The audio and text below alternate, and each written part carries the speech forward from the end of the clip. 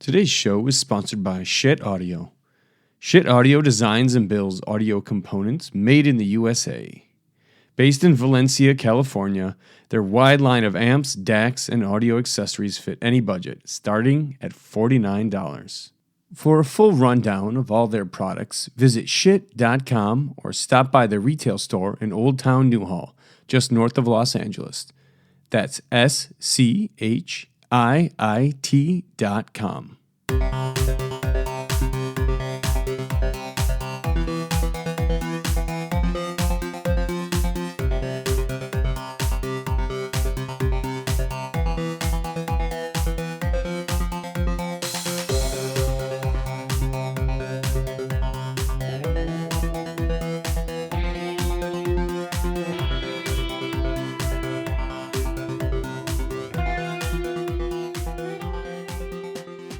Blah, blah, blah, blah, blah, blah, blah, blah. The amazing Scot Hull, everyone. How are you? You gave me a microphone. It's really not a good idea. Your voice is like very radio friendly, I feel like. Should I go ahead and kick it up a notch? We can start at 11. We're going to take it to a 15 real quick. Oh, my goodness. And I'm going to stay at a steady 1 right now. Alrighty. You guys have tuned in to the Rocky Mountain Audiofest 2018 wrap-up report. First time, believe it or not, partner in crime, Scot Hull from PartTimeAudiophile himself with us on the mic. So happy to be here. So happy together. I think it's enough singing for one podcast. Oh, come on. It's just starting. All right, so we're here, guys, and it's been fun. It started out in the 70s, and now it's in the 40s, so that's fun, right? Welcome to the mountains. We're definitely in the mountains. I've been dry sleeping all 4 days here, and it rained a little bit, and all these different things have happened. Rain, weather. It's weather. It's so unusual for somebody from California to have weather. So this really strange thing happened. It wasn't 90 degrees and sunny every day. How bizarre. Could you imagine? It's as if there's like climate. The slight climate. People are nice. I will say this. There was something I'd never seen before in our show, and that was a gentleman with a gun. No shit. A gun strapped to the middle of his chest. Nice. And knives like in his pockets. But because you just never know. Well, it's an audio show. That's right. It could get ugly. Scot Hull, you got to be careful. He'll cut you if you get out of Look, line. man, we're going to talk about cable and cable length, and I'm not going to brook any kind of disagreement because that stuff is incredibly important. We gotta go. So if you're gonna throw down, be ready to draw. Yeah. We should have you guys like do a paces, like the paces and turn and fire. No. Yeah, it's not really audio show appropriate. But I mean, it's good. No fights this time that I saw. So we kind of had, it was a little bit of fun energy. We had a lot of cool time. That the bar is always like the place to meet people where things go down. I think like half the business at Exponent happens in the rooms and half happens at the bar. I'm not sure that's that. It's even that even. The bar is kind of central. The cool thing about this show versus kind of any other audio show is just the sheer density of the personalities that are involved, right? So you go to Exponent, you go to CES, you go to any of these other shows, and you get to see whatever it is you get to see. But for whatever reason, Rocky Mountain really seems to be like this kind of gravity well that people all fall into. And they just keep coming. Whatever the challenges are with the show, whatever the changes with the show, Denver still brings them out. And so it's really cool to be here with them. Speaking of changes, nice segue. There will be a change. There was an announcement at the party that there will be a slight venue change. And guess what? It's going to be a little bit closer to the airport because in case you didn't know, it takes like an hour to get here, and you have to have traffic every time I'm coming in. So I'm excited. Closer to that really creepy, weird airport that apparently has... Middle of nowhere with a giant horse. Yeah, it has a giant horse, but I think there's an underground bunker, apparently, underneath the... So let's talk about the Illuminati and how they're controlling all of not only the weather, but our economy. But yes, apparently that is true. Our boy, Eric Shook, just came through. I'm going to start with him. Are you ready for this? Yeah, let's go. Let's bring it. Eric Shook. Okay, so guys, we have our each of our writers here at Part-Time Audiophile are contributing their top 5 picks for fun and entertaining things they saw this week. And the illustrious lovely and talented Eric Schuck. I'm sorry, I don't mean to laugh. No, he is a lovely man, and we love him very much. It's the other two. He's not talented. No, just kidding. I'm just kidding, Eric. I'm really sorry. That was uncalled for. But you did take a long time to submit your post, so now you're getting. Anywho, spatial audio, making open baffles legit. Servo bass for your face. Spatial has been fun. You know, I was really kind of excited about his budget stuff that he had, and now he's going the other direction. He's going big. Actually, this is his oldest product. This is his first product, a $20,000 speaker. Yeah.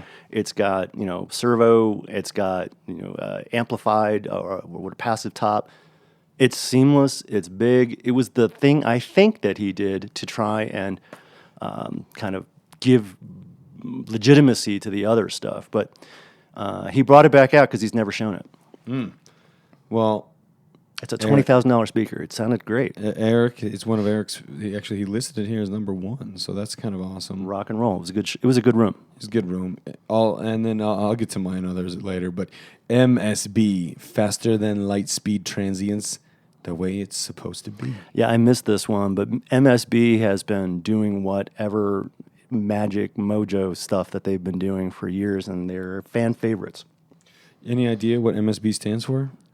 I'm gonna guess massive seismic bowel movement.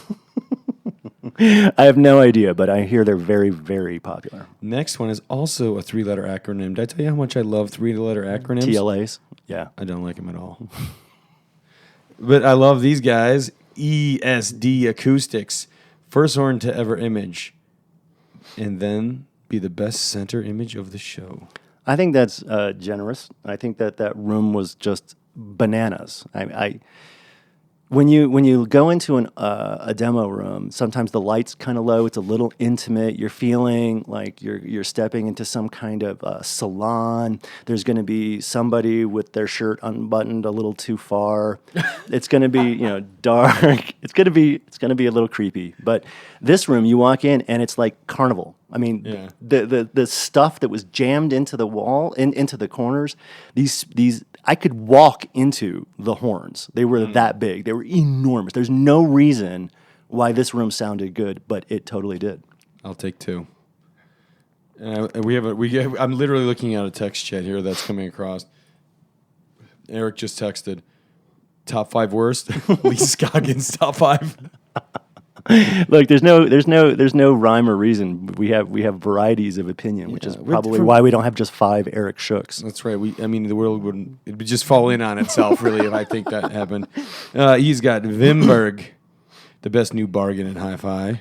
Yeah, so that word bargain is a little rough, right? So what does it mean when you have a $20,000 or $30,000 or $50,000 speaker or component, and you look at it and call it a bargain? But so play with the language, but you get the sense that it's difficult to do better than this at this price point. The problem with introducing a product this high quality at I think in the $20,000 range is that it makes everything above it a little difficult to justify. This was elegant, it was expressive, it was beautiful, and it was kind of everything I wanted it to be. It's embarrassingly good for the money. Number 5, DCS Bartok with headphone amp. Yeah, I spent some time with that. I don't know if you got a chance. They were over in the Focal booth, way back in the back of Can Jam, so I got to listen to this with some Utopias. Bartok is not a cheap headphone kind of experience, but for $16,000, you could do a whole lot more than just listen to it with headphones. That said, I thought it was elegant. It was very relaxed sounding. Got a lot of good detail out of it. I'm looking forward to having some more private time with the Bartok. I'd like to add Lee Scoggins wrote, the Bartok is really terrific. Apparently he likes that one. A man of many words, but not ones that he used in this text chat. So then we're going to jump over to Mark. The first one up on Mark's is a popular favorite. You'll hear it again. I'll throw it out there, but our man, John DeVore, he has an orangutan reference now, and this guy is a beast. You got 4 boxes. It's a Four. Yeah. speaker system. It's nuts. The best thing about this thing is it's totally John DeVore, right? Yeah. So you have this beautiful front thing, the front fascia. You look at this and people are going, "Oh my God, it's really a speaker," and it looks like it was well made, and I could put it in my living room, and it's beautiful. Blah blah Gorgeous, blah. yeah. And the bronze, can I just throw that out there? Everything should be made of bronze. I'm just gonna throw that out there. So shiny. For 80,000 or more, I think they're still working on prices. It is definitely the most expensive thing he offers. I find that to be disappointing because I had high hopes, but it's gorgeous. I think people will really dig it. It sounded great. Sounded good. It has an off-access super tweeter, I guess you'd call it, like 20K or 18K, something very high, airy. But it's also mounted in bronze. So who really cares? It's bronze. It looks really interesting. It's and beautiful. It sounds great, and it's a good choice. Joseph Audio with Doshi. I'm a big fan of Joe. I'm a big fan of the pulsars, and I went in there, and he has the full, like the floor standard pulsars. The perspective. Yeah, the perspectives up, and once again, it sounded good. He had reel-to-reel, he had turntable, he had some fun tube. Mm-hmm. And I sit down, and I always have a good time there. So he was running with Doshi again, which is cool. Nick Doshi's been making some really amazing tape front end stuff, and now making amplifiers. He was showing a stereo amp today with those perspectives, and it's really elegant, smooth, seamless. I hate to say it because it sounds like a cliche, but there's almost no reason looking at those speakers to explain why they sound so good or fill that much space. It's bizarre. It's off. I put myself look at this and go, I don't get this, but I just want to sit down and listen. It's fantastic stuff. I feel the same way about the pulsars, the bookshelves. I'm like, dude, this is so much more than a bookshelf. It is like, it feels legit as a full thing. And synergistic magicos. Yeah, so for him. So the synergistic room, if you're familiar with synergistic research, right, they tend to tweak the living snot out of stuff. So there'll be all kinds of little widgets going on that gets added to modify the sound field and the in-room experience. I'm going to say that I have to take off my analytic hat and just suspend disbelief. Try not to explain anything that's going on and just listen. And when you do that, it tends to reward you. And when you ask too many questions, it will hurt your head. There's no way around it. It was good. The voice that was. I mean, I'm sorry, the voice that is. The voice that is. Yeah, so the voice that was the Vimberg room. So he's doing that again. We got 2 thumbs up for Doug White's The Voice That Is, and Tidal Electronics with that Vimberg speaker. How about Radho 4.8? I don't know if you saw this thing. It looks like a knife, like a knife that's made out of burl wood.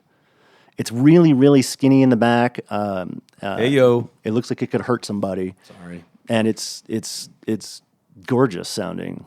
Those guys are doing interesting work. Benno from Gamut is the new head designer over there, and I think we're starting to see some new stuff come out from that company. But that speaker is just unbelievable. Lee Scoggins, number 1, Goebel and Borison tied. Yeah, I didn't catch either one of those. Me neither. So those are unusual speakers from unusual companies, and Lee has been a fan. I think he caught them at Expona this year and can't shut up about them. Second vote for Jeff Joseph. Yeah. Second vote for the DeVore reference orangutan. Oh yeah, both valid and totally worthwhile. And, Von Schweitzer is also on here. VSA, yay! So that room, there were 3 rooms here at the audio show that kind of blew my mind. That horn room, Yeah. the ESD, that didn't make any sense, but it was amazing. The Verity audio room was over $1 million worth of electronics, and it just blew my mind. And then there was the Von Schweikert room. It's a $200,000 speaker, the new 9. It was in this gorgeous red, and it was shown with VAC electronics. like $150,000 integrated amp that was 4 feet, 5 feet tall. It was awesome. The whole room was just, yeah. I had a out of body experience in that room. Okay, one of my top favorites. I'm just going to jump to the Electra Amateur 3, a new 2-way loudspeaker. Sonus Faber. Sonus Faber. Love the sound, the house sound of Sonus Faber. I don't know what it is. It feels organic and natural to me. And these guys, of course, tiny guys, little guys, real kind of bookshelf looking like things. They were big sound from them, nice organic fleshed out. Plus they had a new sub for $7,000 that they were debuting, which was not hooked up. I did not get a chance to listen to, but looked cool. Those speakers are touch me pretty. I mean, you walk in there, you look at that and you go, oh, look at that. Oh, I'm going to have to get cozy. They're elegant in design. I met with the industrial designer, and he is a hoot, as they say. But they have this classic teardrop kind of shape to them a lot of times, and it's really fun. Ryan Speakers, he has his little bookshelves that he has on a stand mount, but he pairs them with the new S series. It is lovely. He pairs them with this thing I'm obsessed with, which is the Pass Integrated.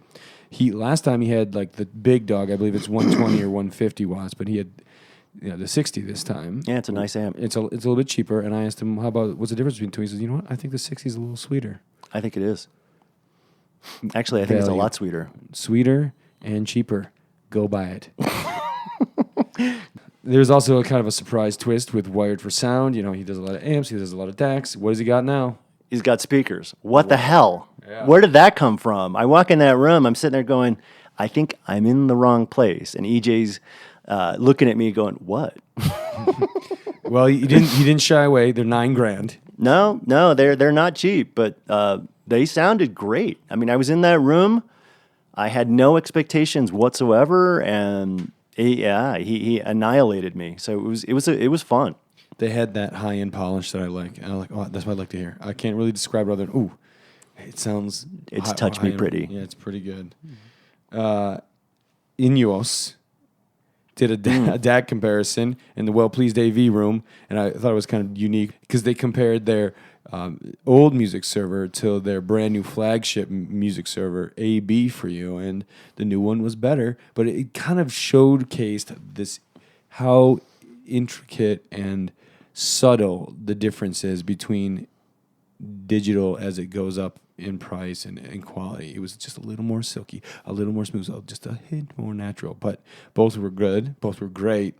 But a guy who wants to like AB his stuff against himself, I don't know why he'd do that, but he did it, and it worked for me. This is an entire realm of products that irritate the hell out of me. They shouldn't matter. There's no reason why the computer transport should have that much impact on the overall sound, and it offends me that is the case. So yeah, Ineos is doing really great stuff. Their statement, I think it's like $13,000 for this 2-box solution.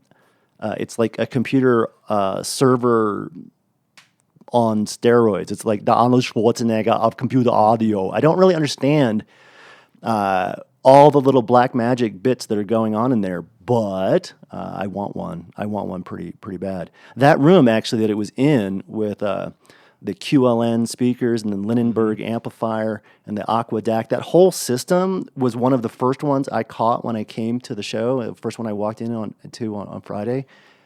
And I got to say, it set a bar, and it was a really uncomfortable bar for many of the rooms that I caught after that, because that room was astonishing. And I want to venture that it was all a synergistic kind of combo, but I know that Ineos made a big impact. I will say this about the speakers, the QLN speakers. They're not very big. They're not. They have like Orion speakers kind of slant to them, and they sounded huge. They sounded good. They said, I'm like, just one little driver, another like a 2-way deal. I didn't understand, but yeah, there was real depth to this field and the real width. It was one of the I'm not in a hotel room anymore kind of rooms. It was really awesome. And the last one, we're going to swing over to portable audio. RHA, Repeat Acoustics. Two lovely They're folks they're very sweet. from Edinburgh. I'm so, oh no, they're gonna get so mad. It's from not from Edinburgh, from Glasgow. Woo! If they hear this, it's gonna be knives out next time I see them. I did talk to them about how like Edinburgh's for tourists. I don't know, that's a horrible accent, but that's what they said. We're a real city. That's tourists. I was like, yeah, well. Yeah. I'm hoping that they'll bring us over and we can go ahead and mock their accent directly. It's kind of fun. It's very William Wallace. I'd love to be up there. It's beautiful, beautiful country. True wireless. Finally, we have some of the AirPods competitors coming out with it. Mm-hmm. The industrial design or whatever the design there was equally cool to the headphones themselves. It was really nice that the charging case got that much attention. This is, I think they're looking at under 200 for when this comes out in a month or so. Did I say what the price is yet? $169. It's gonna. I want to buy a pair of these. I think they look and they sound pretty neat. And I would just like to also point out that every time I ask them a price, they say they tell me the price $169.95. When I go $169, they go $95. Do not forget that dollar is very important. Extra 95 cents. That's how they pay for their flights. Hey, so yeah, I really like that too. Are you ready for me to do mine? Do your thing, my dude. Top 5. So I had a variety of different experiences, but I wanted to go back up to Vinnie Rossi again, fronting a pair of Harbeth 40.2 anniversary editions, some of my favorite loudspeakers. I haven't had nearly enough time with that, hint, but I'd love to own a pair, please, God help me. And the Vinnie Rossi new electronics, his L2 series, is unbelievable. I mean, he's charging what I consider to be very reasonable, but not affordable, right? It's that 20+ thousand kind of stuff range where stuff will start falling in there. But the look is fantastic. It looks great. And for that kind of money, I want it to. But the new 75 watt per channel monoblocks look great. They drove the piss out of those Harbeths, which are not necessarily hard to drive, but you need some balls there. And it worked. It was a really great sounding room. Another one for you, kind of an off the beaten path. DEQX running on top of Chiron. Kind of open baffle speakers. This was not a cheap room, right? The whole thing with active crossover, DEQX, DAC, amps, speakers, cables, the whole thing, $140,000. A lot of money, no question. But they'll come and do the installation. So if you are living in Iceland, if you're living in Iceland, they will drop ship people on top of equipment to put this in the way that it needs to be in your room. And it was unbelievable sounding. It was really dynamic. They played Toto for me. Toto, yes, that's how I roll. And it was so great. I loved it. I loved the sound. I kind of like Toto. It's growing on me. I don't know. I mean, the Rosanna song too. Okay, can we just all agree that whether you like Toto, whether you like Rosanna or not, when the music breaks, you hear doodle doo doodle doo.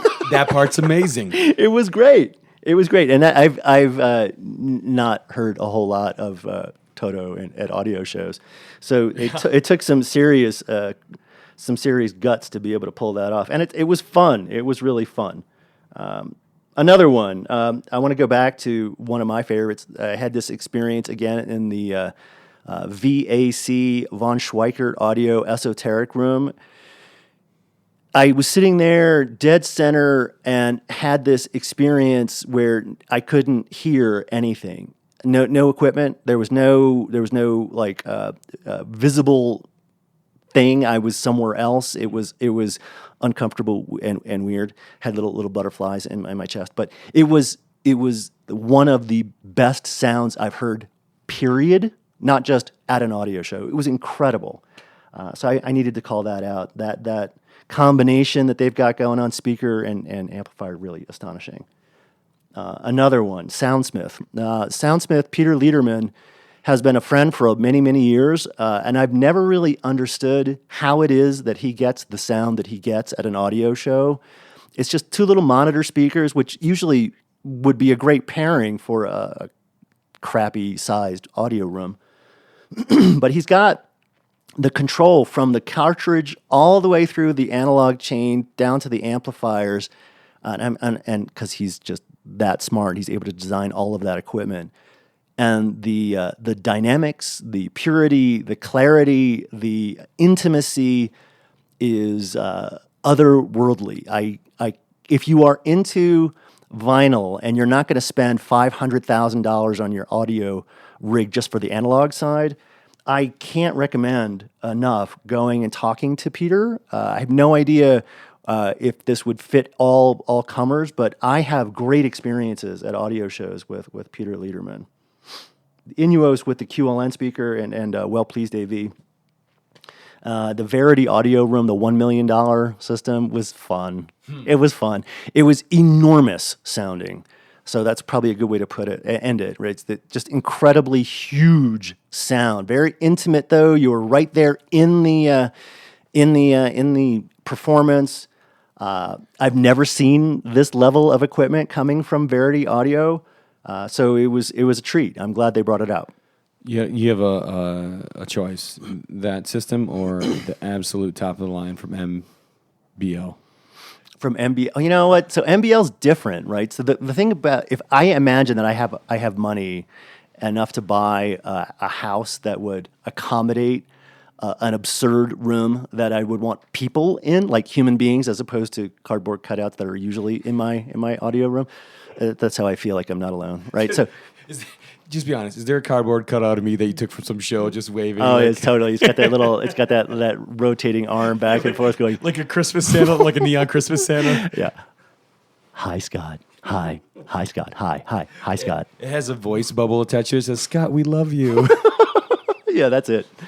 So the cool thing about MBL is you can be anywhere, right? Anywhere in that room, and you can get a real stereo effect, which is creepy and weird. And those speakers are guaranteed conversation points. You look at that and go, oh, what the hell is that? But you are kind of running that risk of giant space penis kind of design that some people would look at that and go, oh, God, there's no way I'm putting that in my living room. But the sound is astonishing. So for me, if it was me, I would probably take that $1 million and go to Disney. Or something, but I have no idea what I would buy for $1 million. But there's a lot. Apparently, there's a lot. If Scott had $1 million, he'd put it in the bank. I know I promised no more singing, but I had to do that. No, we're gonna break out in tunes now. Let's do show tunes. Ready? Let me just say, we did get a very special guest appearance this weekend. Tile from old Inner Fidelity. I missed him. I'm sorry, I missed him. Apparently, he made quite a splash. He came in, and saw him, and I saw him in a Q&A later. He doesn't, he moved on to the next phase of his life, but he decided to stop by and hang out for the weekend. It was great to see him. And he has no ties, right? Can you imagine just coming here and doing that for so many years and be like, guess what? I don't do anything anymore. Let's just have fun. And he was hanging out, and it'd be nice. It was good to see him. It'd be nice to be able to go to an audio show and actually not work. I know. I was like, yeah, just hang out. Like, hey, how are you? Let's not talk about audio. Do you remember the day when you actually did this for fun? That was never. It's a long time ago. I don't know, but it's still fun. But it's just one of those things. Like if you make music quite a bit, there's an element of fun, but it's also work. It's also work, and it's also has an element of fun. I mean, this is much better than a regular desk job. Don't get me wrong. Oh my God. Oh my God. Now, this is, like I said back at the beginning, this is one of those places you can go and meet some of the most colorful people you've ever met that are passionate, that are creative, that are deeply, fundamentally wrong human beings, and just spend time and chill and stuff like that. So I kind of wish we had more time for that. I'm hoping that one of these days we'll figure out a US-based audio show that has more than 3 days to cover 5 million rooms and actually spend some time with the people that we've kind of, grown to love. Have we talked about the first time we ever met? We met at an audio show. I think you tackled me in a hallway. This is when I was just a pure enthusiast, and I saw Scott walk by, but I didn't know what he looked like, but I saw his tag, and I literally yelled, "Scot Hull of Part-Time Audiophile," and he looked at me. He turned around and he looked like he was gonna keep fucking walking, like he saw me. What the hell and is there's happening? this hesitation where he said, "I think I might just roll the dice and keep going." But he didn't, folks. He didn't do that. No. One of my fundamental mistakes. I make these regularly. I just had to stop. This was a while back, but it's weird to be recognized. So when you're walking around and someone says, "Hey, look, it's Michael Fremer," and point at you, it's kind of fun. Yeah. So how often does it happen to you at the show? So it used to happen never, right? Never. I started dressing up, putting on like a coat and tie and top hat and cane and walk around with my show and song and dance routine. And it's actually made it so that people are really afraid of me. But no, I get a lot of people saying hi and stopping me now, which is cool. It's fun. It's a little humbling to find out that there are that many people out there wasting their time with me. Yeah, I actually had someone that sometimes you're pounding out the work, you're doing all this thing, and of course you see the impressions, you see the metrics come back. But then I run into people that are like, when I talk to them, they're recalling like every word I've ever written for the past 6 months, and I'm like, dang, this one person has followed every word I said, and I start thinking, I need to like start. I'm like, did they know that I used the same adjective twice in 1 week? They might have made notes of that. I think there's probably some kind of spreadsheet that keeps track of all of that. You're like, sir, you already said liquid mids twice. Yeah. Look, at this point, we're going to have to go ahead and revoke the ability to use these particular words. You're going to have to check that off. So. I was talking to somebody, I think it was John Atkinson, about the tendency for people writing in high-end audio to reuse certain images or metaphors, and how you can tell someone's getting to the edge of burnout or whatever, because there's literally nothing new. It's just I'm going to say A, then I'm going to say B, and then I'm going to say C or D, but whatever one I do, I'm going to still say E, and then I'm going to close with big finale, and then I'm out, right? It's the same kind of thing. And I want to say that I've never experienced that kind of like burnout, kind of like I'm going to use the same track again. But that's because Scott hardly writes, folks. I don't. When you do one really a year, that's pretty easy to maintain. It's true, right? So that's one of the things that I have actually tried to do is make it so that it's not just my voice. So one, there's people, the readers come back and they're like, okay, so it's not just Scott going completely bananas. It's this other guy who's going completely bananas. So there's multiple bananas. Maybe it's I'm thinking about mixed fruit baskets, right? That's what Part-Time Audiophile is, so that we're not going to bore the reader. But it's hard to kind of reach back into the basket and find something that's new. It's easier when you come to a show and someone shows you something that doesn't make sense, something that shouldn't work, or something that is just so out of your body awesome that you are moved to talk about it. Overall thoughts, Scott. What's the takeaway from Rocky Mountain 2018? I don't know. I'm hoping that 2019 is going to be a growth year, that the new venue will feature larger demo rooms with maybe not quite permanent furniture encroaching halfway in, so we can get some of the manufacturers that have abandoned to come back in. I'm still kind of bummed that we are out in the middle of nowhere. It would be so different to have an audio show in a metro area where people actually are. That would be weird. Like the DC show we went to. It was like we walked to Scott's college bar. I mean, that's how awesome it was. So one of our audiophile friends, somebody did tell me, he's like, by the way, just so you know, I'm stuck going to Shanahan's 4 nights in a row this week. It would be neat if we had a little bit more culinary diversity. I'm told that there's a lot that you can't necessarily walk to, but Uber, Lyft, or whatever is something we probably need to take more advantage of. But yeah, Shanahan's has been a bit of a standby. I'm not going to miss it. There's like a football ring or something in the front. Is that related to something? Yeah, like such a turd. A football Yes. and a ring. I was like, why is there a ring sitting out? Who is this guy? I don't know what this is about. Why is there a picture of this old guy with the president? Who is that guy? All I wanted was steak. It wasn't bad. My steak was wonderful. I went there once. It was lovely. It was lovely. That's exactly what I was going to say. It was lovely. lovely. and just so we're all perfectly clear, Scott does believe this to the deepest core that if you're going to get a filet, it better be well done. Oh, that's just wrong. I did get yelled at once because I think I didn't even go well. I was like, dude, can I get it well, Scott? I have to get approval from Scott. Scott, can I get well tonight? No. And his answer is always no. The answer is always no. At least he has good taste in bourbon, folks. I will say this was crazy. We were going to do like a little celebratory drink with their like favorite liquor, right? And the bar was out of the favorite specialty liquor. So we order another one, and he only brings out, he's like one drink shy. And everybody gets their shots, and I'm like, I don't have one. And he's like, oh, we ran out. Like, I didn't tell you up front, but I was just going to give them out and see if anybody, he's trying to slick it by.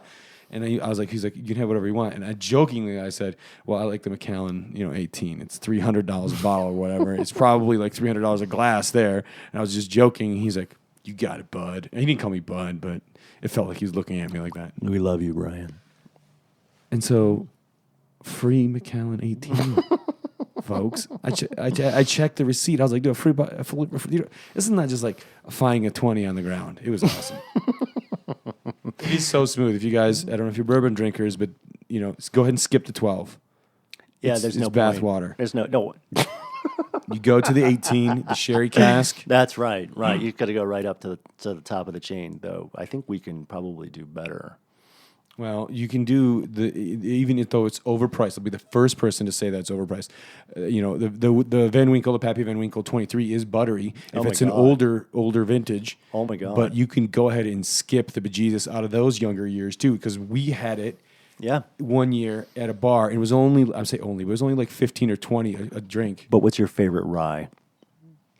Oh man, have you had the higher end Whistle Pigs? Uh-huh. They're delightful. Oh my gosh. With a nice spice.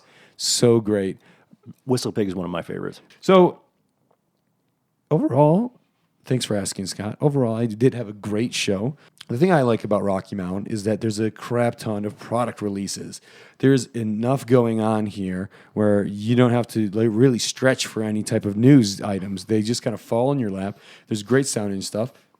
The vibe here is kind of Denver-y, like laid back, pretty chill, chummy. I think it's because of all the edibles. I will say I smell pot everywhere. Not like in the main areas, but around the fringe. I wonder why. I have no real reason for that. It's because Scott doesn't change his jacket often enough. That's what it is. But the other thing I was going to say is that our top 5 really just scratched the surface. So I'm hoping that folks that are hearing this will come back and check out our websites for more information and more detail. We're going to be generating an enormous amount of content from this show, as we do from every show. So we've just, like I said, just started the conversation. We could spend all day talking about the newest, the coolest, the prettiest, and the sexiest stuff and not be done. That said, please tune in, and hopefully we'll catch you guys when you see us online. And if we hit 1 million views, Scott's going to sing Elvis for everyone at the next show. Wise men say only fools... All right, that's enough. Sorry, guys. I'm changing that. Hey! So I have to suffer through all that. But yes, check out the sites. There's going to be so much more in-depth stuff. We're just really, like you said, scratching the surface because we're just these are like titles. You go in there, you can have Eric's, Mark's, Lee's, really, and maybe Scott. Scott, are you writing up anything? Oh yeah, I'm writing stuff. Yeah. That kind of in-depth reporting, sound impressions, great photography. Everybody's really good, handy with the camera. You know what I mean? Got to make it as attractive as possible so that we can cover our lack of personality. We are not short of personality in this crew. That was a lie. If anything, I think we're a little bit excessed on that. I don't know what you're talking about. We could tone down the game there, Jethro Tull. Yeah, that's right. I'm going to break into Thick as a Brick in a second here. In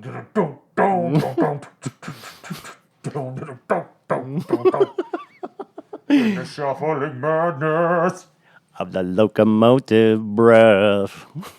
Oh my God, this is the most sing-songy podcast in recorded history. So, Scott, what is coming up for Part-Time Audiophile? We got a lot coming up, which is kind of cool, right? So we've acquired a new managing director for the magazine, The Occasional, which is coming back.